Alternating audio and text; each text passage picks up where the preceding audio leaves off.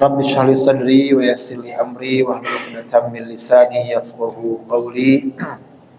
Allahumma la sahla illa ma ja'altahu sahla wa anta taj'alul hazna idza syi'ta sahla. Amma ba'du. Fa ya ikhwani fillah rahimani wa rahimakumullah. Bapak-bapak, ibu-ibu yang dirahmati Allah Subhanahu wa taala. Alhamdulillah kita kembali bermuajahah dalam rangka berthalabul ilmi, dan ini berkat inayah dari Allah Subhanahu wa taala. Mudah-mudahan dengan datangnya kita ke majelis ilmu ini, kita menjadi hamba yang bertakwa kepada Allah Subhanahu wa taala. Jamaah yang dirahmati Allah Subhanahu wa taala, melanjutkan pembahasan kita di kajian fikih dan masih membahas tentang sholat berjamaah. Terakhir yang kita bahas adalah bacaan Al-Fatihahnya makmum di belakang imam. Dan sudah kita bahas juga ya semuanya, ya ada 3 pendapat. Yang pertama bahwasanya makmum tidak membaca Al-Fatihah baik di sholat sir ataupun sholat jahar.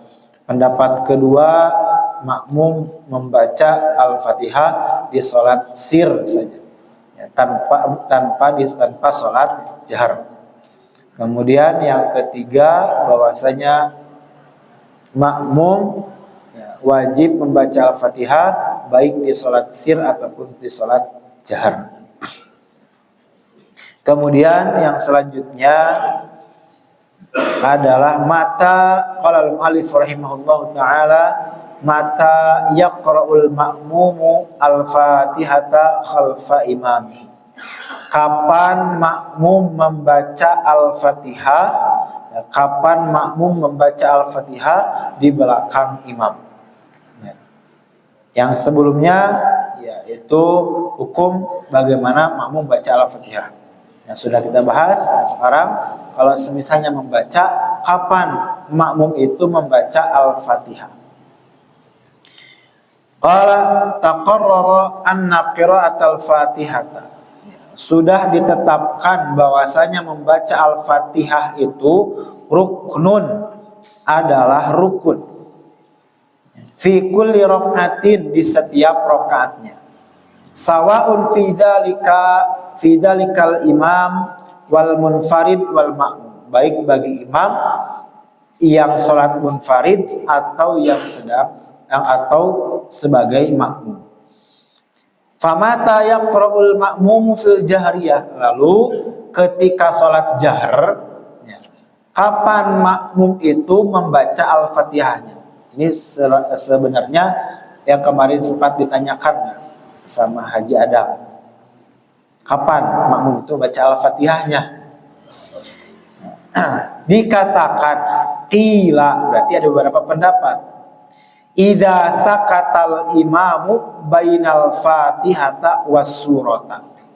Ketika imam diam antara Al-Fatihah dan surat yang akan dibaca, maka ya di beberapa pendapat itu ada istilah saktah, ya, diam sebentar.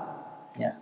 Ada saktah itu sebelum Al-Fatihah, antara istiftah dan Al-Fatihah itu ada diam sejenak. Ada juga setelah antara Al-Fatihah dan surat. Ya. Apa gunanya saktah tersebut? Gunanya untuk memberi kesempatan makmum membaca Al-Fatihah. Setelah imam membaca Al-Fatihah, waladhdallin amin, imam itu diam sejenak. Ya, dan pernah terjadi di sini ketika kita diimami oleh Syekh Abdul Hamid waktu itu. Ya, Isa subuh gitu ya. Bahkan beliau ya kadar diamnya itu selama dia membaca Al-Fatihah. Bahkan dia membaca Al-Fatihah 2 kali. Ya, yang pertama dengan jahar, ya, kemudian yang kedua itu dengan sir. Alhamdulillahirabbil alamin arrahmanirrahim maliki yaumiddin. Pelan gitu. Nah, itu disebut sakta. Nah, di sini yang pertama, makmum membaca Al-Fatihahnya ketika imam diam antara surat Al-Fatihah dan surat yang akan dibaca setelahnya. Kemudian qila dikatakan juga yaqra'uha khalfal imami ayatan. Yang kedua, ya, makmum membacanya berbarengan dengan imam. Satu ayat. Imam membaca Alhamdulillahirabbil alamin.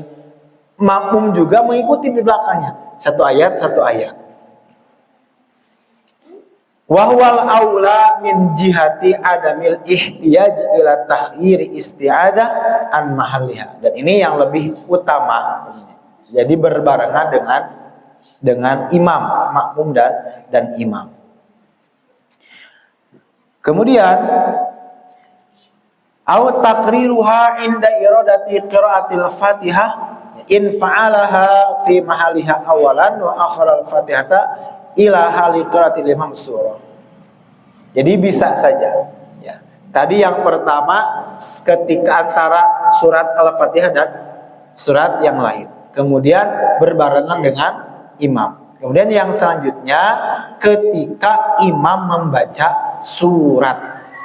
Ketika imam beres amin, kemudian imam baca surat, misalnya surat Al-A'la, ya kita di belakangnya membaca Al-Fatihah dengan suara yang dengan suara yang pelan. Bahkan kan sebelumnya juga disebutkan dalam hadis gitu.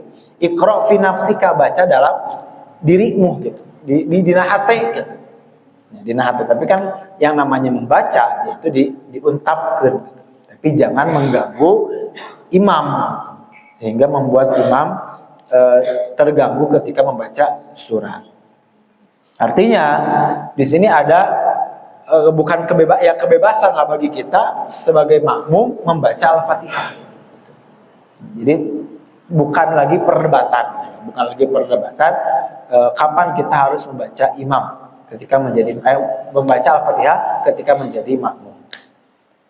Itu poin pertama. Kemudian yang selanjutnya, jahrul imami wal ma'mumi bitakmin fil jahriyah. Mengeraskan bacaan amin ya bagi makmum dan imam ketika sholat jahr.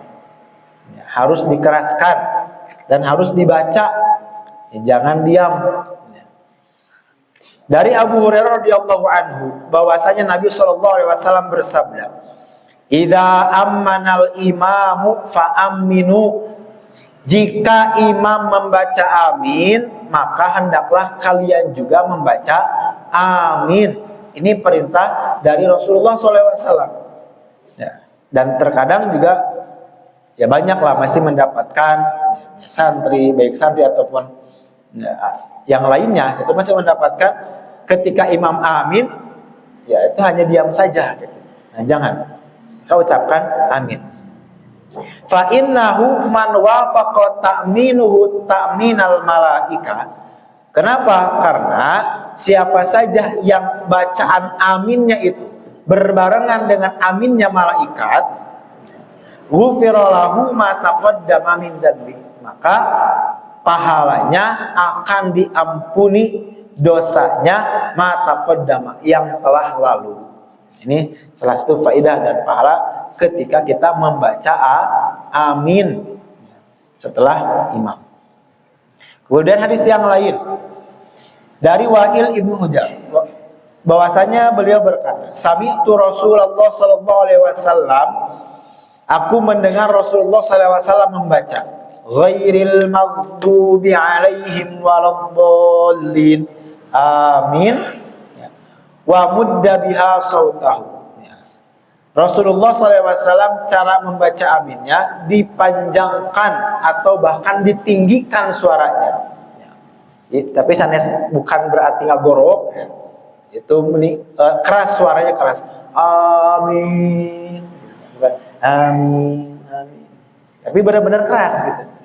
Ya, bahkan ya di keterangan disebutkan sampai-sampai Masjid Nabawi waktu itu yang terbuat dari pelepah kurma dan ya dari batang kurma itu bergetar ketika para sahabat mengucapkan amin. Ya, saking kerasnya. Nah, ini anjuran mengucapkan amin ya, setelah imam membaca Al-Fatihah. Nah, itu 2 poin yang bisa disampaikan untuk kesempatan kali ini yang berkaitan dengan sholat berjamaah. Posisi bacaan Al-Fatihahnya makmum sudah disampaikan, kemudian di urusan terakhir dianjurkan juga kita untuk membaca amin bersama imam di sholat jahar, sholat subuh, isya dan maghrib. Wallahu a'lam bishawab. Barakallahu fikum. Jazakumullahu khairan katsiran. Dilanjut kajian yang kedua, kajian tauhid yang akan disampaikan oleh Ustaz Arif, kepadanya kami persilahkan.